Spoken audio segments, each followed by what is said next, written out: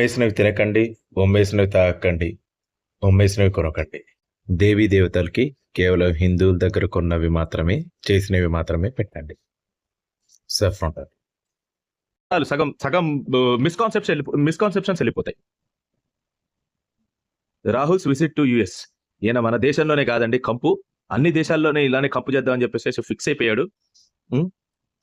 This actually should not be over here, but we will discuss it in the next one. చూడండి, దేవత అంటే దేవుడు కాడు. దేవతని మనం రిప్రజెంట్ చేద్దాం చూడండి అని అంటున్నాడు. ఏంటట, తనను నాశనం చేసుకునేవాడు దేవుడు, దేవత అని అంటున్నాడు అని రాహుల్ గాంధీ మనకి మరి భగవద్గీత ఉపదేశం చేస్తున్నాడు. చాలా మహానుభావుడు. అంటే ఈయన ఏం చెప్తున్నాడో మీకు అర్థం కావట్లేదు కదండి. దేవత అని కేవలం హిందువుల్లో మాత్రమే ఉంటారండి. క్రిస్టియన్స్ వాళ్ళు గాడ్ అని అంటారు, లేకపోతే ముస్లిమ్స్ లో వాళ్ళు ఏమంటారు, అల్లా అని మాత్రమే ఉంటారు. దేవతలు అని అనేవాళ్ళు హిందూయిజంలోనే ఉంటారు. ఆయన డైరెక్ట్ గా ఏమంటున్నాడు అని అంటే, దేవతలు అనేవాళ్ళు లేరు, వాళ్ళు దేవుడు కాడు, వాళ్ళల్లో దైవత్వం లేదు. అర్థమవుతుందా? వాళ్ళల్లో దైవత్వం లేదు. హిందువులు మీకు మీరు అణుచుకొని బతకాలి, ఎందుకంటే మీకు ఒక దేవుడు లేడు కాబట్టి. అదే డైరెక్ట్ గా మొహం మీద అంటున్నాడు. మరి ఈ కాంగ్రెస్ మొహం చూసి ఇంకా ఇంకా వేసే హిందువులు చాలా మంది ఉన్నారండి, ఓట్లు వేసే హిందువులు. ఈయన వచ్చి మనకి దేవుడి గురించి చెప్తూ ఉంటాడు. సరే, రాహుల్ వించి అనడం కరెక్ట్ అండి. రాహుల్ గాంధీ కాదు, Rahul Vinci. Love, respect, humility missing in Indian politics, కరెక్టే. ఇది రాహుల్ గాంధీ ఇచ్చిన స్టేట్మెంట్ కరెక్టే. ఎలానో తెలుసా అండి, కంగనా రనౌత్ తనని అనరాని మాటలు అన్నారండి. నెక్స్ట్ ఇదే ప్రకారంగా అమిత్ షాని, ఆ తర్వాత ఇప్పుడు మన దగ్గర ఉన్న పిఎం నరేంద్ర మోడీని చోర్ అని, ఒకళ్ళని హిట్లర్ అని, ఒకళ్ళని I do not want to say those words, అలా అని. ఇది లవ్, ఇది రెస్పెక్ట్, ఇది హ్యూమిలిటీ. వీళ్ళు మనకి చెప్పాలి, ఈ Rahul Gandhi and his companions మనకి చెప్పాలి ఎలా ఉండాలి, ఏంటి, ఏం సంగతి అని. చాలా దౌర్భాగ్యం ఇది. Sam Pitroda defence Rahul Gandhi, he is no పప్పు. ఇప్పుడు కాదులే, ఇప్పుడు పప్పు అనడం కంటే రాహుల్ వించి అనడమే కరెక్ట్. రాహుల్ వించి అనడం కంటే కూడా రాక్షసుడు అనడం కరెక్ట్. బయట దేశాలకు పోయి మన దేశాన్ని తిట్టిన వాడిని, మన ఎలక్షన్ పద్ధతుల్ని తిట్టిన వాడిని మేము రాక్షసుడితోటే పోలుస్తాం. వీళ్ళ మీద సహనం ఉండాలట. బయట దేశాలకు వెళ్ళి మన దేశాన్ని, మన ఎలక్షన్ ప్రొసీజర్స్ ని తిట్టుకుంటారా? బయట దేశంలో ఆగండి, అది కూడా ఉన్నది కదా మనకెందుకు. Fight in India is whether a Sikh will be allowed to wear turban. ఏనాడైనా అంటే ఇది ఎట్లాంటి అసహనం కలిగించే మాటలు మాట్లాడుతున్నాడు చూడండి. అంటే సిక్కులు అందరూ వచ్చి, అఫ్ కోర్స్ కొంతమంది సిక్కులు కూడా అన్నారు, సిక్కులు అందరట ఇక్కడ టర్బన్ ని వేర్ చేసుకొనియట్లేదట, కాడాన్ని ధరించనియట్లేదట. ఇన్ని అబద్ధాలు బయటకు వెళ్ళి చెప్తున్నావు కదా, దీనివల్ల ఇండియాకి ఏమైనా గౌరవం, అసలు ఏమైనా దక్కుతుందా మన మీద? మళ్ళా గౌరవం ఇవ్వాలి, లీడర్ ఆఫ్ అపోజిషన్ అని అంటారు. గౌరవం ఇచ్చా మాట్లాడుతున్నావు, బయటకెళ్ళి నువ్వు ఇట్లాంటి మాటలు మాట్లాడతానే చెప్తున్నావు. Lok Sabha polls not free or BJP would have reached 240 seats. మరి అలాంటప్పుడు ఎలక్షన్ కమిషన్ లో అన్నారు కదరా, ఎలక్షన్ కమిషన్ లో కూడా అన్నారు కదరా, ఇది కాదు, ఇది అంత ఫ్రీ అండ్ ఫెయిర్ ఎలక్షన్సే అని.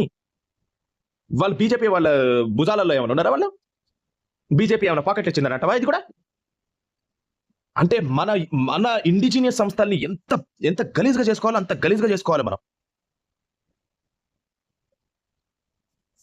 చూడండి, ఈయన పోయట ఇదిగోండి, యాంటీ ఇండియా అండ్ ఇస్లామిస్ట్ లా మేకర్లు అయిన ఇలహాన్ హుమర్ని మాత్రం కలుస్తారు.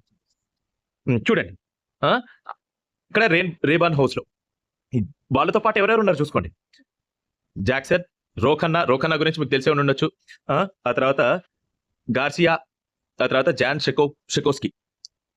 ఎలాంటి గ్రూప్స్ తోటి, హ్యాంక్ జాన్సన్, ఓకే, ఎలాంటి గ్రూప్స్ తోటి వీళ్ళు ఇన్వాల్వ్ అవుతున్నారు, ఎవరెవరితోటి మాట్లాడుతున్నారు, ఏంటి అసలు ఏమన్నా కొద్దిగైనా మీకు జ్ఞానం కలుగుతుందా రాహుల్ గాంధీ? ఇలాంటి వాళ్ళని కలిసి నువ్వు మళ్ళీ ఇండియాకి వచ్చిన తర్వాత ఏం పేరు పెట్టుకొని ఇండియాకి వచ్చి నువ్వు మాట్లాడుతావు? ఒక యాంటీ నేషనలిస్ట్ తోటి మీరు మాట్లాడాల్సిన అవసరం ఏముంది? అరే, చెప్పుకోవడానికైనా మీరు లీడర్ ఆఫ్ అపోజిషన్, అక్కడికి వెళ్ళిన తర్వాత మన గురించి ఏమైనా పెద్దగా మంచిగా మాట్లాడే విషయాలు ఏమైనా ఉంటాయా? ఇంకోండి, రిజర్వేషన్స్ ని స్క్రేప్ చేసేస్తా అని అన్నాడు. ఇది బాగా మీరు గుర్తుపెట్టుకోవాలి హిందువులు. Scraping of the reservations when India is a fair place. ఇప్పుడు ఇండియా ఫేర్ ప్లేస్ కాదా? ఈయన దృష్టిలో ఇండియా ఫేర్ ప్లేస్ ఎప్పుడైతుంది తెలుసా? చెప్తాను, ఒక్క నిమిషం ఆగండి. ముందైతే గనక ఫస్ట్ స్క్రేపింగ్ ఆఫ్ రిజర్వేషన్స్ చేసేస్తారండి. జాతి జనగణన, కుల జనగణన అన్నాడు కదా, ఇదిగో ఇదే జరిగేది. చూడండి, హిందువుల్లో ఎవరెవరికైతే కొంచెం పైసలు ఎక్కువ ఉన్నాయో వాళ్ళ దగ్గర నుంచి పైసలు ఎక్కువగా తీసేసుకొని వాళ్ళకి నచ్చిన వాళ్ళకి పంచుతారు. ఇది నిజం. చూడండి, అందుకనే ఆ రిజర్వేషన్లు స్క్రేప్ చేసేస్తానని అంటున్నాడు. హిందువులకి రిజర్వేషన్లు అవసరం లేదు అని చెప్తున్నాడు. చెప్పిన తర్వాత బ్యాక్లాష్ బాగా వచ్చింది. వచ్చిన తర్వాత మేము రిజర్వేషన్లు 50% కంటే ఎక్కువ చేస్తామని అంటున్నాడు. పైన మాటకి కింద మాటకి సంబంధం ఉందనుకుంటున్నారా? లేదు కదా, మీరు మామూలుగా ఆలోచిస్తలేదు. కానీ రీడింగ్ బిట్వీన్ ద లైన్స్ ఆయన ఏమంటున్నాడు తెలుసా?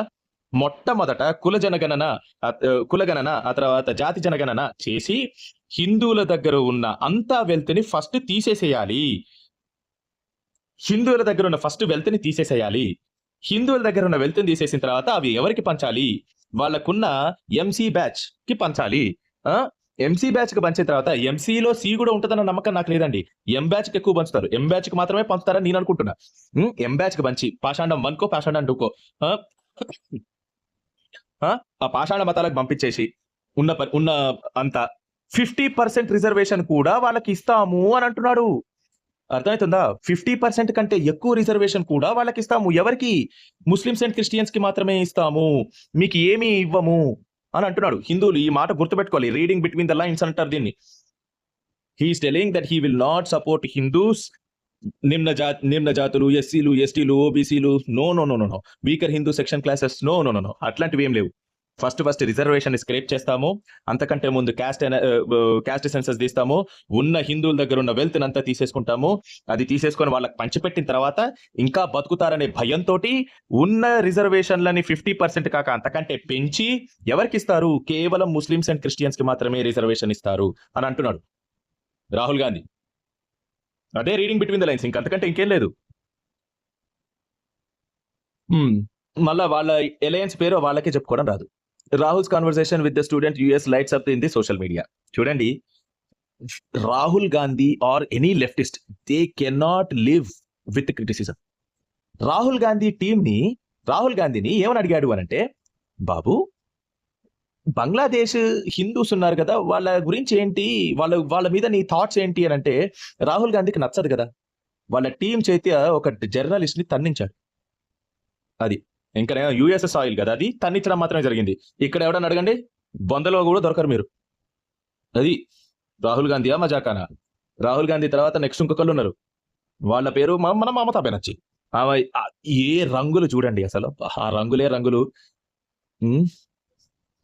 Okay, anyways, so this thing we will not discuss the first one as of, because I cannot pronounce those words. మీరు కావాలంటే చదువుకోవచ్చు ఏం చెప్తున్నారు అనేది. Okay, right. నేను అట్లాంటి మాటలు మాట్లాడుకోకూడదు కదా యూట్యూబ్లో. రైట్, నెక్స్ట్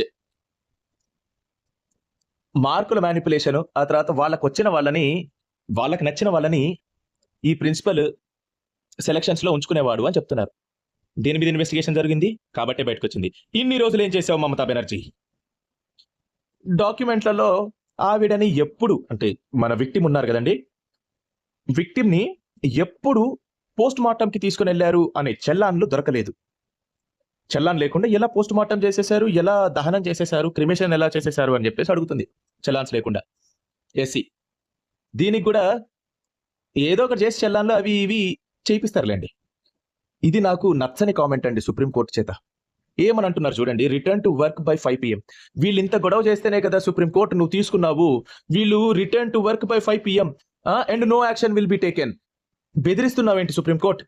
ఒకవేళ కనుక నువ్వు జస్టిస్ ఇస్తే 5 PM లోపకల్లా నువ్వే జస్టిస్ ఇస్తే వాళ్ళు 5 PM కల్లా వాళ్ళు లోపటే ఉంటారు కదా, మీతో చెప్పించుకోవాల్సిన పని కూడా లేదు కదా. ఒకవేళ వాళ్ళు ప్రొటెస్ట్ చేయకపోతే నువ్వు ఈ కేసుని తీసుకుంటావా సుప్రీంకోర్టు? చంద్రచూడ్ గారు, మీరు తీసుకుంటారా ఇది? మీ అంతటి మీరు ఆ ప్రొటెస్ట్ అంత ఘనంగా జరిగినాయి కాబట్టి ఆ కేసుకి అంత బలం వచ్చింది. నన్ను అడిగితే ఇంకా ఎక్కువ ప్రొటెస్ట్లు కావాలి.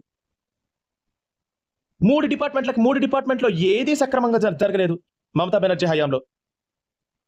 హోమో హెల్త్ 2 ఆమె చేతుల్లోనే ఉన్నాయి. Additionally the bench was informed by Sibal. ఏమని అంటున్నాడు, డాక్టర్లు ప్రొటెస్ట్ చేయడం వల్ల 2 డజన్లు చనిపోయారు. మరి నువ్వు ఎందుకు డిఫెండ్ చేయడానికి వచ్చావు కపిల్ సిబల్? వదిలేసి డిఫెండ్ చేయకు. వెస్ట్ బెంగాల్ గవర్నమెంట్ ఎందుకు డిఫెండ్ చేస్తున్నావు? నువ్వు ఏ సాక్ష్యాలు ప్రొడ్యూస్ చేయకు, వెంటనే వాళ్ళందరూ వెళ్ళిపోతారు కదా. చావుకి నువ్వే కారణం కపిల్ సిబ్బల్, ఈ చావులకి కారణం నువ్వే. నువ్వు డిఫెండ్ చేసి వాళ్ళకి అన్ని రకాలుగా సహాయం చేస్తున్నావు కాబట్టి వాళ్ళు వెనకాలకి వెళ్ళట్లేదు. నీ వల్లనే కపిల్ సిబ్బల్, ఇంకెవరి వల్ల కాదు. ఈ 23 మంది చనిపోయింది కేవలం నీ వల్ల మాత్రమే. Don't raise your voice. CJI reprimands lawyer Kaustav Bagchi. మరి కోపంలో కొంచెం అరుస్తారండి, దానికి అరవను కూడా అరవద్దు. నోరు మూసుకొని పడుండాలంటే ఎవరు పడుండదు. ఎందుకు పడి ఉండాలంటే నాకు అర్థంగా అడుగుతా. నోరు తెరిస్తే పాపం అయిపోయిందా మీ దగ్గర? వీళ్ళనేమో ఇళ్ళకి పోకపోతే మీకు ఇళ్ళకి వెళ్ళండి, యాక్షన్ జరగదు అని అంటున్నారు. అంటే ఇళ్ళకి కాదు, వర్క్ కి ఒకవేళ కనుక 5 PM కల్లా రాకపోతే యాక్షన్ చేస్తాము, మీ మీద యాక్షన్ తీసుకుంటాము అని అర్థమేగా. ఇక్కడ వాడుతున్న పదం చూడండి, and no action will be taken. అక్కడ వాళ్ళు నొక్కి వక్కనిస్తున్నారు. లేకపోతే అనే మాట మాట్లాడొచ్చు. ఇక్కడ వక్రీకరణ ఏం లేదు, వాళ్ళు చెప్పింది నేను చెప్తున్నా.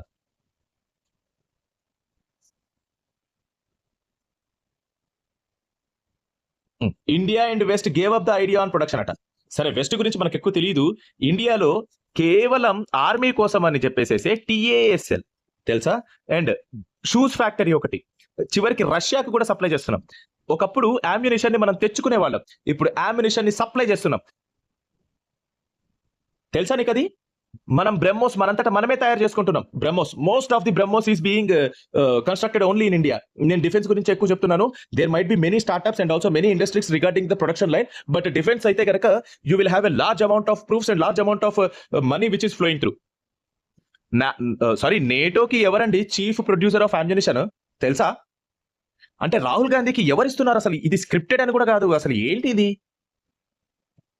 ఇవి కేవలం నాకు ఇప్పటికిప్పుడు గుర్తొచ్చిన 4-5 రీసెర్చ్ లోకి వెళ్తే కొత్తగా ఎన్ని వచ్చినాయనే తెలుస్తుంది. అక్కడికి వెళ్ళి మన దేశం గురించి పవర్ పెంచాలి, కానీ అక్కడికి వెళ్ళి తిట్టిపించుకోవడం ఏంది పిచ్చి కాకపోతే.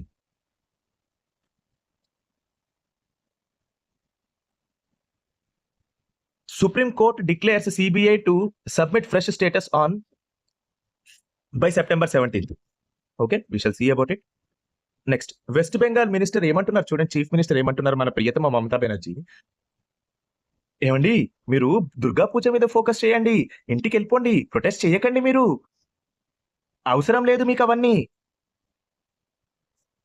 ఇప్పుడు దుర్గా పూజ మీదకి వచ్చారు కదా, అంటే అక్కడ హిందువులు పూజ చేస్తున్నారు అని అర్థం. దుర్గా పూజ మిగిలిన వాళ్ళు చేయరండి. మసిపూసి మారేడుకాయ చేయడానికి ఇక్కడ ఎవరు లేరు. ఇక్కడ ఆల్రెడీ ఒక సైలెంట్ గా వీళ్ళు ఒకటి ఆల్రెడీ చెప్పారండి. 5 PM లోకల్లా వెళ్ళకపోతే యాక్షన్ తీసుకుంటామని చెప్పారు. ఇక్కడ ఏమంటుంది? నోరు మూసుకొని ఇంట్లో వెళ్ళి ఆ భగవంతుడిని ప్రార్థించుకో, రోడ్డు మీదకి వచ్చావా గుడ్డలు ఊడదీసి తంతా అంటుంది మమతా బెనర్జీ. అదే రకంగా ఎట్లా మాట్లాడుతుందో చూడండి. ఈవెని జూనియర్స్ డాక్టర్స్ తోటి మాట్లాడతా అని చెప్పి నమ్మక ద్రోహం అండి. ఫస్ట్ 10 మంది అన్నారు, ఆ తర్వాత 15 మంది అన్నారు, ఆ తర్వాత 32 మంది మేము వస్తాము అని అంటే కూడా 30 మందిని మాత్రమే మేము లోపలికి తీసుకుంటామని అన్నారు. ఆ తర్వాత మాకు లైవ్ కావాలండి, లైవ్ లో మేము లైవ్ టెలికాస్ట్ చేయాలి మన కాన్వర్సేషన్స్ అంతా అని చెప్పారు. ఇందులో దీనికి ఒప్పుకోలేదు, దీనికి ఒప్పుకోలేదు, లైవ్ కాన్వర్సేషన్ ఒప్పుకోలేదు. మళ్ళీ వాళ్ళు రాలేదని చెప్పేసి ఫోటో ఆప్స్ చేసింది ఈ ఏమ గారు. అన్యాయం అమ్మా. దేవుడు పైన వాడు చూస్తుంటాడు. అప్పుడు ఈ అబద్ధాలకన్నిటికి అక్కడ చెప్పుకోవాల్సి ఉంటుంది. ఈయనకట 4 ఇళ్ళు, ఒక normal principal, okay doctor, let it be, super surgeon అనుకుందాం, 4 ఇళ్ళు, ఒక హౌస్, ఒక ఫామ్ హౌస్. ఇవన్నీ ఏం దొరకలేదా అమ్మా? మీరు ఇవన్నీ మమతా బెనర్జీకి ఇంతవరకు కంటపడలేదా? లేకుంటే మమతా బెనర్జీ ఏమన్నా పెంచి పోషిస్తుందా ఇక్కడ? ఏమ్మా, హెల్త్ డిపార్ట్మెంట్ నీ దగ్గరే ఉంది, హోమ్ డిపార్ట్మెంట్ నీ దగ్గరే ఉంది కదమ్మా. ఒక్కసారి కూడా ఈ సందీప్ ఘోష్ అనే ఆయన నీ కంటికి కనపడలేదా తల్లి? కనీసం మీ ఫైల్స్లలో వస్తుంటే కనీసం ఈయన ఎవరో అని ఏంటి తెలుసుకోవాలని కూడా మీకు అనిపించలేదా? ఇదిగో ఇదే నాటకాలు. అక్కడట వెయిట్ చేసిందంట 2 hours దాకా. ఎవరు వెయిట్ చేయమన్నారు? నువ్వు షరతులు ఒప్పుకుంటే వాళ్ళు వస్తా అన్నారు. నీ ఇష్టం వచ్చినట్టు వెళ్ళి ఒక గదిలో కూర్చుంటే వాళ్ళు వస్తా అనలే. నువ్వు షరతులు ఒప్పుకోవాలి ముందు. కరెక్ట్ గా మాట్లాడిన కళ్యాణ్ బెనర్జీ, ఇదిగోండి మమతా బెనర్జీ అన్ని నాటకాలు వేస్తుంది కదా, చూడండి డైరెక్ట్ గా మాట్లాడాడు. చూడండి కళ్యాణ్ బెనర్జీ, నీకు అసలు డాక్టర్లను అయ్యే అర్హత లేదు, should be taken in to custody. ఇదిగోండి కళ్యాణ్ బెనర్జీ అంత తీవ్రవాది కాదు, తీవ్రంగా వాదించేవాళ్ళు అని అర్థం. ఓకే, తీవ్రవాదం అంటే ఇంకేమనుకోవద్దు, తీవ్రంగా వాదించేవాడు అని అర్థం. ఓకే, సో అంత తీవ్రంగా మాట్లాడే మనిషి కాదు ఈయన. డైరెక్ట్ కుల్లం కుల్లా చెప్పేసిండు, మీరు డాక్టర్లు కాదు, ఆయన మనసులో నచ్చింది, మిమ్మల్ని అందరినీ జైల్లో పడేయాలి, టేకెన్ ఇన్ టు కస్టడీ అని చెప్పిండు.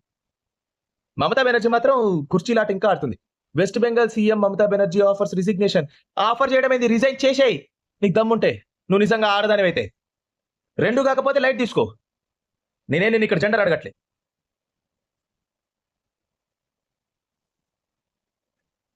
చేసేసిన తర్వాత నేను చేశాను అని చెప్పుకోండి అమ్మా, అంతేగాని ఊరికే వచ్చి బెదిరించద్దు. ఈడ ఈ బెదిరింపులకు మాత్రం ఏం తక్కువ ఉండవు.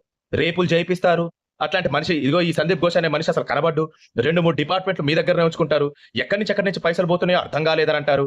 ఒక చలాన్లు మీ పోలీస్ డిపార్ట్మెంట్ లో ఉన్న ఒక చలాన్లు ఆ తర్వాత సుప్రీంకోర్టుకి డిఫెండ్ చేసుకోవడానికి కూడా మీ దగ్గర అవన్నీ లేవు. జనాల మీద పడిపోయి ఈ స్టేట్మెంట్లు ఇస్తారు. ఈ స్టేట్మెంట్లు ఇవ్వడానికి మాత్రం ఏమి, నేను రిజిగ్నేషన్ చేస్తా, నేను అది చేస్తా, ఇది చేస్తా అనడానికి మాత్రం ఏమి ఇది లేదు.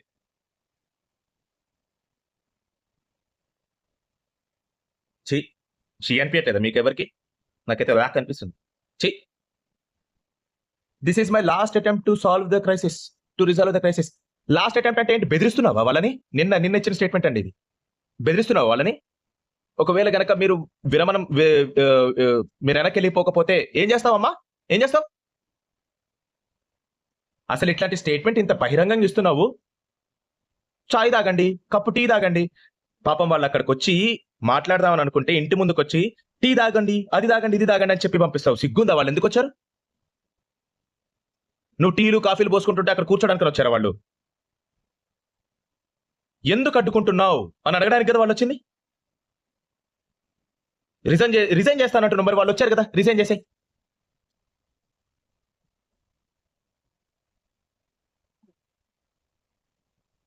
సర్ప్రైజ్ విజిట్ అట. ఏం చేద్దామని వెళ్ళావు తల్లి? అక్కడ ఏమైనా జరిగితే వాళ్ళ చేత మళ్ళీ లాఠీ చార్జ్ చేయించడానిక? కేవలం నీదే తప్పు వాళ్ళందరూ బయటకు వస్తున్నారంటే. ఏది ఒప్పుకోలే కదా ఇంతవరకు. నా డిపార్ట్మెంట్లో తప్పు జరిగిందని ఎప్పుడు ఒప్పుకోలేక నువ్వు? వాళ్ళు ఇష్టం వచ్చినట్టు వాళ్ళు కూడా చేయొద్దా? కనీసం ప్రొటెస్ట్లు కూడా చేయొద్దా? మీరు పేర్లు ఇవ్వచ్చు వేరే వాళ్ళకి, మీకు పేర్లేం రాకూడదు. సుక్క పూసలు మీరు. అబద్ధాలు మాత్రం మాట్లాడడానికి నోటి నిండా అబద్ధాలే. అనిపించదా మీకు ఎప్పుడు జీవితంలో?